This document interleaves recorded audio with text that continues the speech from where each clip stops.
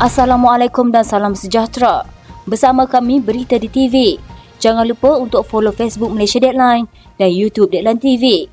Antara menarik hari ini, LHDN beku akaun Bank Hamzah keluarga. Jumlah keluar undi antara cabaran besar Pakatan Harapan pilihan raya kecil Pulai. UMNO tidak perlu adakan EGM. PRK Simpang Jeram pintu masuk gelombang Perikatan Nasional ke Johor. 10 ahli Majlis Mesyuarat Kerajaan Negeri Sembilan bagi penggal ke-15 mengangkat sumpah di hadapan Yang di-Pertuan Besar Negeri Sembilan, Tuanku Muhriz Ibni Almarhum Tuanku Munawir.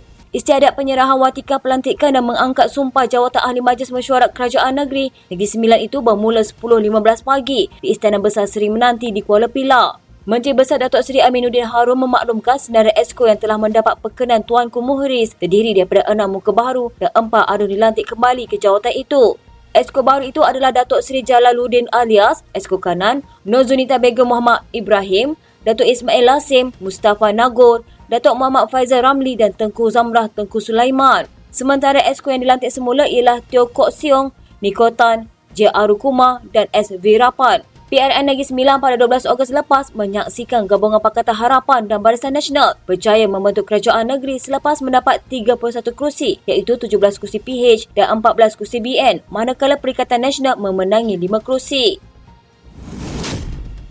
Lembaga Hasil Dalam Negeri dilaporkan mengambil tindakan membekukan akaun bank milik seorang pemimpin pembangkang dan ahli keluarganya. Sumber yang tahu berkenaan perkara itu mengesahkan bahawa ahli politik tersebut adalah Setiausaha Agung Bersatu Hamzah Zainuddin. Sumber itu juga berkata akaunnya dibekukan bermula semalam. Tindakan berkenaan dipercayai ada kaitan dengan siasatan berterusan Suruhanjaya Pencegah Rasuah Malaysia terhadap ahli politik berkenaan.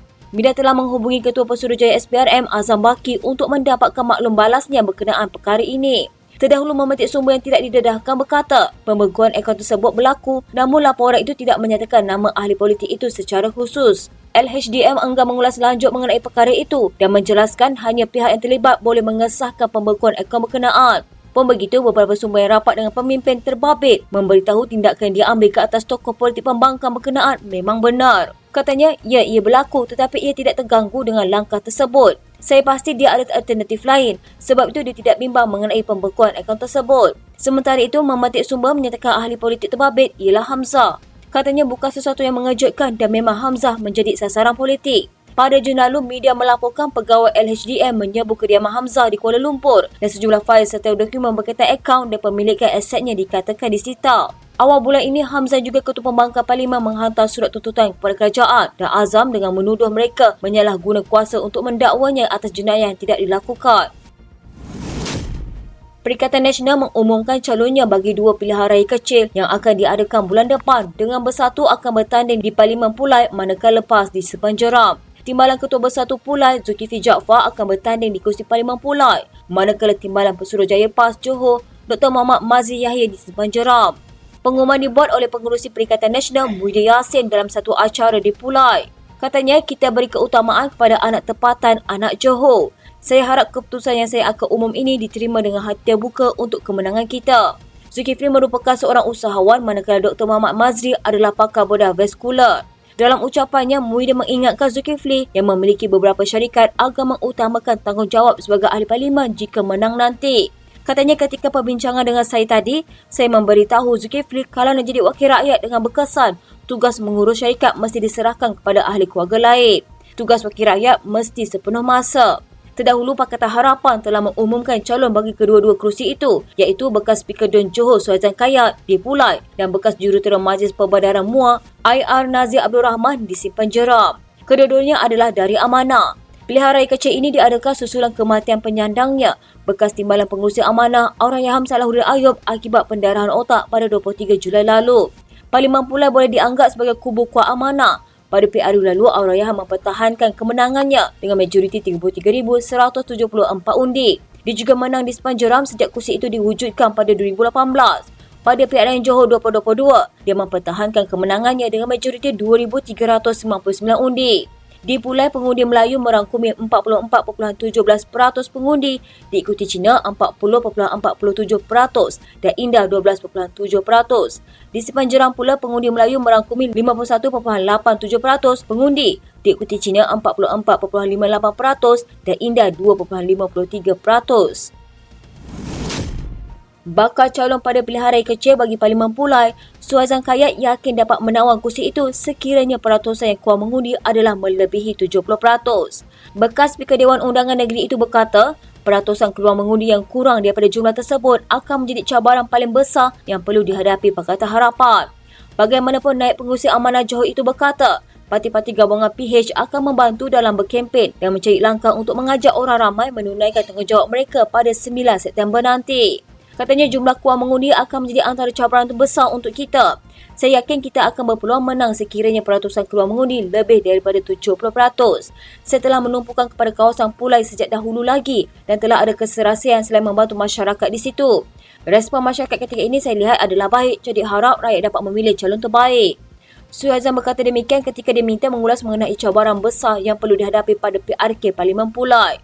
Pada masa sama, Ketua Amanah Kawasan Pulai sejak 2015 itu berkata, beliau sudah berjumpa dengan Ketua UMNO bahagian Pulai, Datuk Nur Jazlan Muhammad baru-baru ini dan meminta bantuannya untuk turut bersama berkempen sekaligus menggerakkan 18,000 ahli UMNO di kawasan tersebut. Ditanya mengenai calon Perikatan Nasional iaitu Zulkifli Jaafar, Suhaizan berkata beliau tidak mahu memperkecilkan lawannya meskipun dia tidak mengenali timbalan Ketua Bahagian Bersatu Pulai itu secara peribadi. Katanya beliau menghormati Zulkifli dan berharap mereka dapat bersaing secara baik. PRK itu dilaksanakan susulan kekosongan luar jangka kerusi Parlimen P161 Pulai dan Don Simpan Jeram berikutan kematian penyandangnya, Allahyarham Datuk Seri Salahuddin Ayub pada 23 Julai lalu. Suruhanjaya Pilihan Raya menetapkan penamaan calon pada 26 Ogos ini. Manakala pengundian awal pada 5 September dan 9 September sebagai hari mengundi bagi PRK Parlimen Pulai dan Don Simpan Jeram.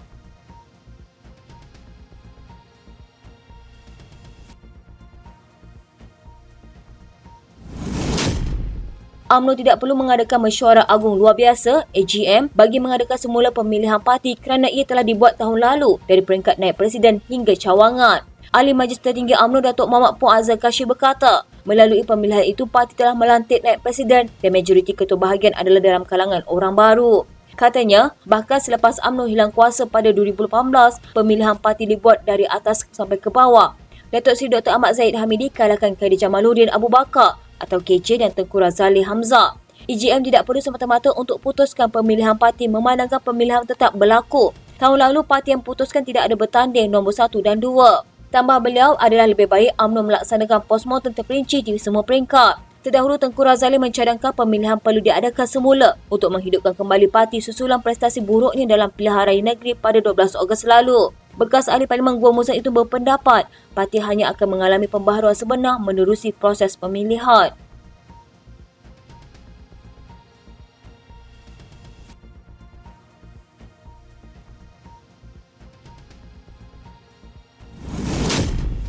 Pilihan Raya Kecil Simpang Jeram menjadi pintu masuk kepada gelombang Perikatan Nasional di Johor. Ketua Pengarah Pilihan Raya Perikatan Nasional Muhammad Sanusi Magno dilapor berkata, pengundi di Don Simpan Jeram perlu membuat eksperimen untuk memastikan gelombang itu kekal. Katanya ia akan memberi isyarat penting kepada Pakatan Harapan dan Barisan Nasional. Katanya, gelombang yang tercetus dalam PRN lalu akan melanda Johor sampai ke Singapura. Saya dah beritahu tadi sampai ke hujung. Sebelum kita mengambil alih negeri dalam tempoh 2 tahun setengah lagi. Don Simpan Jeram mempunyai 51% pengundi Melayu dan kedudukannya berada berhampiran Bandar Muar di bahagian barat laut Johor dan berhampiran kubu kuat pengurusi PM Muhyiddin Yassin di Pagoh. Sanusi berkata pilihan raya Simpan Jeram adalah sangat penting bagi negara kerana ia adalah peluang untuk rakyat menyuarakan rasa tidak puas hati mereka terhadap pembohong. Katanya isyarat akan bermula di Simpan Jeram. InsyaAllah bangsa Johor boleh mengajar penipu untuk berhenti daripada berkata-kata. Saya berharap Simpan Jeram akan menerima aura dari 6 negeri, Terengganu, Kelantan, Kedah, Negeri Sembilan, Pulau Pinang dan Selangor. Sanusi berkata tidak mustahil untuk PM menebusi Johor di mana BN mempunyai majoriti 2/3 dalam Dewan Undangan Negeri. Katanya, bukan perkara mustahil benda ini boleh berlaku. Siapa sangka negeri terkuat di AP di dunia, Pulau Pinang kalah 11 kursi. Tiada siapa menyangka, tapi saya tahulah sebab jiran saya.